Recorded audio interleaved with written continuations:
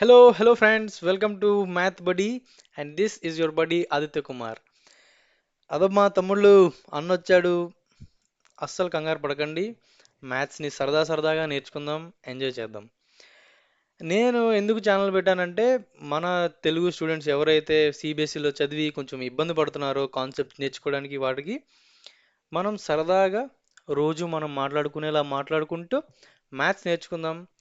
మ్యాథ్స్లో చాలా ఫన్ ఉంటుంది, అది నేను మీకు చూపిస్తా. నేర్చుకుందాం, మంచి మార్క్స్ తెచ్చుకుందాం, రిజల్ట్ కూడా మంచిగా తెచ్చుకుందాం. అది మన ఎయిమ్ అన్నమాట. సో అందుకే లైక్ చేయండి, సబ్స్క్రైబ్ బటన్ నొక్కండి, అలాగే మన తెలుగు వాళ్ళందరికీ షేర్ చేయండి. ఓకే, మనం మ్యాథ్స్ ప్రిడామినెంట్గా ఫస్ట్ అసలు మనం స్టార్ట్ చేసింది మ్యాథ్స్తో, అండ్ అంతా బాగుంటే మనం వేరే సబ్జెక్ట్స్లో కూడా వెళ్తాం. So let start with our 10th class maths. So అందులో ఫస్ట్ చాప్టర్ రియల్ నెంబర్స్ మనందరికీ తెలిసిందే. చాప్టర్ పేరు, చాప్టర్లో ఏముందో కాదు, అది మనం నేర్చుకుందాం. నేను చెప్తా. ఓకే, రియల్ నంబర్స్ కంటే ముందు ఎప్పుడైనా రేషనల్ నంబర్స్ గురించి విన్నారా? ఇర్రేషనల్ నంబర్స్ గురించి విన్నారా? ఓకే, ఏంటి రేషనల్ నంబర్ అంటే ఏంటి చెప్పండి సరదాగా. రేషనల్ నంబర్స్,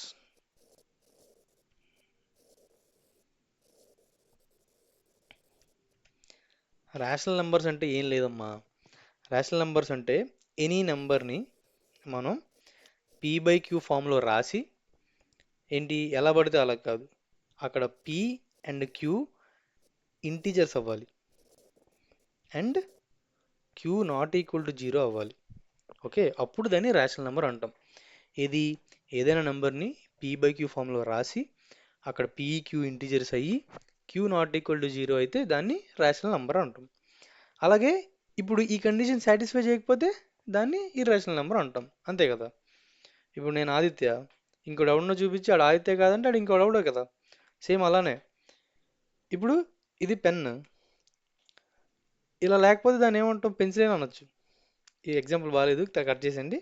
ఓకే, మనం తెలుసుకోవాల్సింది ఏంటంటే ఏదైనా నెంబర్ని పీబైక్యూ ఫామ్లో రాసి పి అండ్ క్యూ ఇంటీజర్స్ అయ్యి క్యూ 0 అవ్వకపోతే దాన్ని రేషనల్ నెంబర్ అంటాం. సో ఇలా రాయలేనివి ఇర్రేషనల్ నెంబర్స్, అంతే. దీనికి క్వైట్ ఎగ్జాక్ట్గా ఆపోజిట్ అనమాట. వాటినే ఇర్రేషనల్ నెంబర్స్ అంటాం.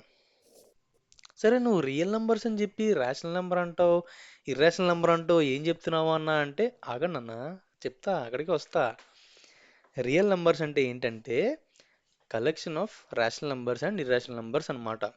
అంటే ఏంటంటే ఒక పెద్ద సంచి తీసుకుంటే ఆ సంచిని మనం రియల్ నెంబర్స్ అనుకుంటే ఆ సంచిలో రెండు డబ్బాలు పెడదాం. ఇది ఒక డబ్బా, ఇది ఒక డబ్బా. ఒక డబ్బాలో రేషనల్, ఇంకో డబ్బాలో ఇర్రేషనల్. ఈ రెండు డబ్బాలు ఎందులో ఉన్నాయి? రియల్ నెంబర్స్ అనే పెద్ద డబ్బాలో ఉన్నాయి. అదే రియల్ నెంబర్స్ అంటే it is nothing but collection of rational numbers and irrational numbers. అందుకు నేను మీకు ఇర్రేషనల్ నెంబర్ అంటే ఏంటి, రేషనల్ నెంబర్ అంటే ఏంటి అని అడిగింది. ఓకేనా, ఇది రియల్ నెంబర్స్ అంటే ఇప్పుడు ఏంటో మనకు తెలిసింది. సో ఇప్పుడు మన చాప్టర్లో మీరు టెక్స్ట్ బుక్ చూసుకున్నట్టయితే ఫస్ట్ మనకి యూక్లిడ్స్ డివిజన్ ఆల్గోరిథం గురించి ఉంటుంది. ఓకే, ఏంటది Euclid's division algorithm? Euclid's division algorithm ఏంటన్నా, ఏంటి యూక్లిడ్స్ డివిజన్ ఆల్గోరిథం ఏంటి, యూక్లిడ్ ఎవడు, డివిజన్ ఏంటి, ఆల్గోరిథం ఏంటి అంటారా? అంతే సింపుల్, మీరు ఆల్రెడీ నేర్చుకుందే. మీరు ఆల్రెడీ డివిజన్ లెమ్మా అని ఒకటి ఆల్రెడీ నేర్చుకుని ఉండి ఉంటారుగా. Dividend is equals to divisor into quotient plus remainder అని. దానికి కొంచెం ఎక్స్టెన్షనే ఈ యూక్లిడ్స్ డివిజన్ ఆల్గోరిథం అనమాట. ఏంటన్నా ఎక్స్టెన్షన్ అంటున్నావు, ఏంటేంటి ఏదేదో మాట్లాడుతున్నావు అంటే చెప్తా ఆగన్నా. యూక్లిడ్స్ డివిజన్ ఆల్గోరిథం ఏం చెప్తుందంటే, నువ్వు ఏదైనా నెంబర్ ఏ తీసుకో, దాన్ని బీతో డివైడ్ చేస్తే ఒక రిమైండర్ వస్తుంది. ఆ రిమైండర్ని ఆర్ అనుకో. అప్పుడు ఈ యూక్లిడ్స్ డివిజన్ ఆల్గోరిథం ప్రకారం ఆ ఆర్ అనేది it is always smaller than B, R R is always less than B అనమాట. అదే మనం డెఫినేషన్ ప్రకారంగా రాసుకోవాలనుకుంటే any integer A can be divided with another integer B which leaves a remainder r and that r is always smaller than b. అది Euclid's division algorithm అనమాట. సరే ఇప్పుడు Euclid division algorithm తెలుసుకొని ఏం చేస్తామన్నా అసలు ఏంటిది అంటే హెచ్సిఎఫ్ గురించి వినే ఉంటావుగా, హైయెస్ట్ కామన్ ఫ్యాక్టర్ అని. మనం జనరల్గా హైయెస్ట్ కామన్ ఫ్యాక్టర్ అంటే మనకు తెలిసిన మెథడ్స్ ఏంటి? ప్రైమ్ ఫ్యాక్టరైజేషన్ చేస్తాం. ప్రైమ్ ఫ్యాక్టరైజేషన్ చేసి ప్రైమ్ నెంబర్స్ ఫ్యాక్టర్స్లో రాసుకొని కామన్గా ఇవన్నీ తీసి అప్పుడు మనం హెచ్సిఎఫ్ ఫైండ్ చేస్తాం. లేదంటే లాంగ్ డివిజన్ మెథడ్ అని ఒకటి ఉంటుంది. ఆ లాంగ్ డివిజన్ మెథడ్ ఉంది చూడు, అది ఈ యూక్లిడ్ డివిజన్ ఆల్గోరిథంకి ఎక్స్టెన్షన్ అనమాట. ఎలా అన్నా అంటే మనం ఎగ్జాంపుల్స్తో నేర్చుకుందాం ఇక్కడ. ఓకే, ఇప్పుడు ఏం చెప్తాను, ఏదైనా ఒక నెంబర్ ఏ తీసుకోమన్నాను. లెట్స్ సే ఏని మనం 3040 అనుకుందాం. ఓకే, దాన్ని బీతో డివైడ్ చేయాలి. సో ఇప్పుడు బీని మనం ఏమనుకుందాం, 25 అనుకుందాం. ఓకే, ఇప్పుడు మనం 3040ని 25తో డివైడ్ చేయాలి. ఏమవుతుంది డివైడ్ చేస్తే? 25ని 3040 25తో డివైడ్ చేస్తే ఎలా? 25 1s are 25, 54, 25 2s are 50 and leaves a reminder 40. అంతే కదా. సో ఇప్పుడు ఏంటి, మన ఏ ఇదైతే ఇది బి అయితే రిమైండర్ ఏమొచ్చింది 40, ఇది రిమైండర్ కాదు. 25 1s are 25, 15 ఇది రిమైండర్. దీన్ని రిమైండర్ అంటారు అనమాట. సో ఈ రిమైండర్ అనేది ఈ 15 25 కన్నా తక్కువేగా. ఈ ఆల్గోరిథం చెప్పేది కూడా అంతే. Any number when divided by b then it leaves a remainder r which is smaller than b. అదనమాట. సో అయితే ఇప్పుడు హెచ్ఎఫ్ దీంతో ఎలా కనుక్కోవచ్చు అన్న, లాంగ్ డివిజన్ మెథడ్ అంటున్నాం అంటే అదే చెప్పా కదా. ఇప్పుడు 25 3040 ఉన్నాయి. ఇప్పుడు ఇందాక మనం తీసుకున్న నెంబరే 25 3040 నెంబర్. ఈ రెండింటికి హైయెస్ట్ కామన్ ఫ్యాక్టర్ కనుక్కోవాలంటే ఇప్పుడు మనం లాంగ్ డివిజన్ మెథడ్ చేసామనుకోండి, 25 3040 25 ఇక్కడ ఎంత రాసాం డైరెక్ట్ ఇది రాసేద్దాం. 25 120 1s are ఎంత అవుతుంది? ఇప్పుడు ఇది 15 వచ్చిందంటే ఇది 3025 అవుతుంది. 15 రిమైండర్ వస్తుంది. అప్పుడు 15 ఈ 25 ఇక్కడ రాసుకుంటే మళ్ళీ 15 1s are 15, 10 15 10 1s are 10, 5 మళ్ళీ 10, 5 2s are 10, ఇక్కడ రిమైండర్ 0. సో ఇప్పుడు హెచ్సిఎఫ్ ఏమైంది 5 అనమాట. ఈ డివిజన్ మెథడ్ గుర్తుంది కదా మనం హెచ్సిఎఫ్ ఫైండ్ చేసేది. ఇది ఎందుకు చెప్తున్నానంటే ఆ యూక్లిడ్ డివిజన్ ఆల్గోరిథంకి ఎక్స్టెన్షనే మన యూక్లిడ్ డివిజన్ ఆల్గోరిథం యూజ్ చేసే మనం లాంగ్ డివిజన్ మెథడ్లో హెచ్సిఎఫ్ కనుక్కుంటాం. సరే ఇది కూడా ఓకే. నెక్స్ట్ వచ్చే కాన్సెప్ట్ ఏంటంటే మనకి ఫండమెంటల్ థియరమ్ ఆఫ్ అరిథమెటిక్ అనమాట. ఏంటది? Fundamental theorem of arithmetic. అదే కదా ఫండమెంటల్ థియరమ్ ఆఫ్ అరిథమెటిక్ కదా. మళ్ళీ నేను తప్పు చెప్తే ఏంటన్నా ఫస్ట్ క్లాస్లోనే తప్పు చెప్పు అంటారు. సో లెట్ మీ జస్ట్ నేను ఒకసారి రీకాల్ చేసుకొని అండి. అంతే, ఫండమెంటల్ థియరమ్ ఆఫ్ అరిథమెటిక్ అది. ఫండమెంటల్ థియరమ్ ఆఫ్ అరిథమెటిక్ ఏం చెప్తుంది? ఎనీ కాంపోజిట్ నెంబర్ తీసుకో. మళ్ళీ కాంపోజిట్ నెంబర్ అంటే ఏంటన్నా నన్ను అడగద్దు, మీకు ఆల్రెడీ తెలిసే ఉంటుంది కాంపోజిట్ నెంబర్ అంటే ఏంటో. ఏంటి కాంపోజిట్ నెంబర్ అంటే which is not a prime number, అంటే విచ్ హ్యాస్ డిఫరెంట్ ఫ్యాక్టర్స్ అనమాట other than the number and 1.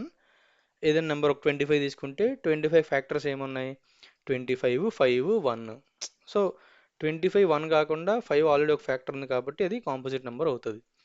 So fundamental theorem of arithmetic ఏం చెప్తుంది అంటే ఎనీ కాంపోజిట్ నెంబర్ని మనం it can be expressed as a product of primes అనమాట. అంటే ఒక కాంపోజిట్ నెంబర్ని ప్రొడక్ట్స్ ఆఫ్ ప్రైమ్స్గా రాయొచ్చు. అండ్ ఆ ఏదైతే మనం ఫ్యాక్టరైజ్ చేస్తామో ప్రైమ్స్తో అది ఆల్వేస్ యూనిక్ ఉంటుంది అనమాట.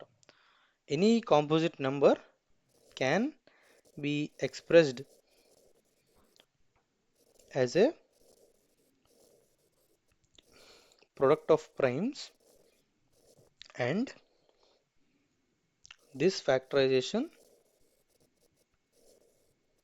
is unique. అది ఫండమెంటల్ థియరమ్ ఆఫ్ అరిథమెటిక్ అనమాట. ఏంటి ఒకసారి ఒక ఎగ్జాంపుల్తో చూద్దాం, అప్పుడు మనకే ఇంకా బాగా అర్థమవుతుంది. లెట్స్ టేక్ ఎనీ ఒక ఒక ఏదైనా ఒక నెంబర్, ఒక కాంపోజిట్ నెంబర్, ఒక పెద్ద నెంబర్ తీసుకుందాం. 720 తీసుకుందాం. ఓకే, 720 తీసుకుంటే దీని ప్రైమ్ ఫ్యాక్టర్స్ రాస్తే, ఇప్పుడు ఫస్ట్ 5తో చేసాం అనుకోండి. 5 1 జర్, 5 14 జర్, 5 70, 5 4 జర్ 20. ఇప్పుడు మళ్ళీ దీన్ని 3తో చేస్తే 3 4 జర్ 12, 46. దీన్ని మళ్ళీ 2తో చేస్తే 23, రైట్. 23 6 23 6 జర్ ఎంత, 2 23, 23 ఇంటూ 6, 23 ఇంటూ 6 ఎంత, 23 ఇంటూ 6 8 138 ఇంటూ 5 40 6 650 690 వస్తుంది.